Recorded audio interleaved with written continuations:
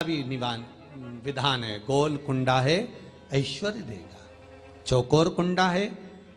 आप लोग कई बार देखे होंगे किसी किसी के यहाँ चौकोर तुलसी का क्यारा होता है, कुंडा होता है, वो वंश बढ़ाता है। षडाकृति का है, वो धन देता है, संपदा देता है।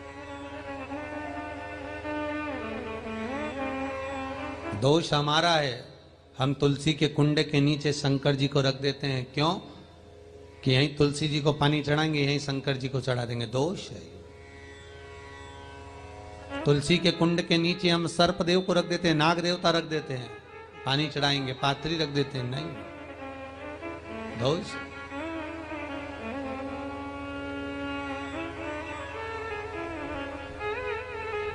उसका दोष हम सबको स्वयं अगर गलती करते हैं तो स्वयं को भोगना। कैसा कुंड हो, 7 तरह के कुंडों का व्याख्यान तुलसी के रूप में कहा गया है महाराज। पहला गोल, दूसरा चौकोर, तीसरा षडाकृति, चौथा त्रिवेणी, 3 कोने वाला कुंडा। शास्त्र कहता है जिसके मार्ग घर में टुकड़े हो रहे हों, घर विभाजन की ओर हो रहा हो, तो 3 कोण का कुंडा घर में रखकर पूजा करने पर परिवार एक हो जाता है। 5वां, गार्डन में बिना कुंडे का, बिना कुंड का जो तुलसी का पौधा रोपित होता है, बिना कुंड के एक बगीचा जैसा बो दिया जाता है, तुलसी तुलसी उत्पन्न हो जाती है। महाराज, वहां पर संपदा तो रहती है पर चिंता बहुत रहती है, टेंशन बहुत रहता है। क्यों? घर के दरवाजे के बाहर इतनी सारी बगीचे में तुलसा कर दी। कोई निकल कर जा रहा था, उसने थूक दिया।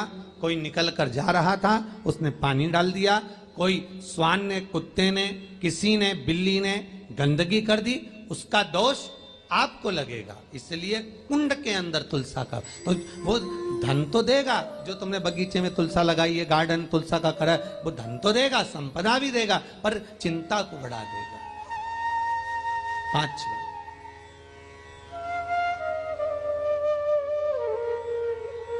महाराज। 6, तुलसी के कुंड को 3 धार पर लटका कर रखना। कई जगह पर आपने देखा होगा तुलसी का जो कुंडा होता है उसको 3 जो तार होते हैं, 3 जो चेन होती है, उस पे लटकाया जाता है। महाराज, विष्णु पुराण उसका भी व्याख्यान करती है। महाराज, वहां व्यक्ति के कार्य उन्नति की सीढ़ी की ओर बढ़ जाते हैं। जैसे भोजन की थाली लग गई, भोजन तैयार हो गया, बस खाने बैठे हो और थाली खसक गई, समझ लेना कि तुलसी को अधर पर लटका कर रखा है। इसलिए कार्य तो हो रहे हैं, बनने वाले हैं। 4 दिन बाद ये काम होने वाला है, 8 दिन बाद ये काम होने वाला है। लग रहा है कि इसमें इतना फल मिलेगा, लग रहा है इस व्यापार को करेंगे तो इतना फायदा हो जाएगा। सब कुछ करा, लाखों रुपए लगा भी दिए, थाली मालूम पड़े खसक गई, अधर लटका है तुलसी। 7 क्रम है तुलसी के, ये 6ठा क्रम बताया। तुलसी का 7वां क्रम,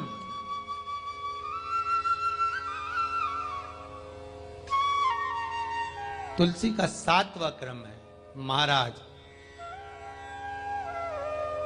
तुलसी का कुंडा जैसा घर के आंगन में है, तुलसी का कुंड जैसे घर के आंगन में विराज रहा है, ऐसा ही छोटा सा कुंड भगवान के लिए रोपित करें।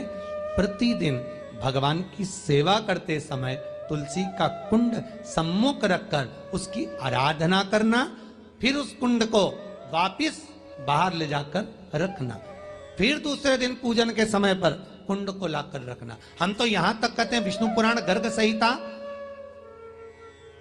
कल्याण का तुलसी अंग यहां तक वर्णन करता है कि आप पूरे साल ये नहीं कर सकते तो कम से कम कार्तिक के महीने में भगवान के सामने तुलसी का छोटा कुंड, चौकोर वाला, गोल नहीं, चौकोर कुंड लाकर भगवान के सामने रखकर छोटा सा कुंड का पूजन कर भगवान के साथ उस कुंड को वापस बाहर विराजमान करें, फिर कल लेकर आए, फिर विराजमान करें।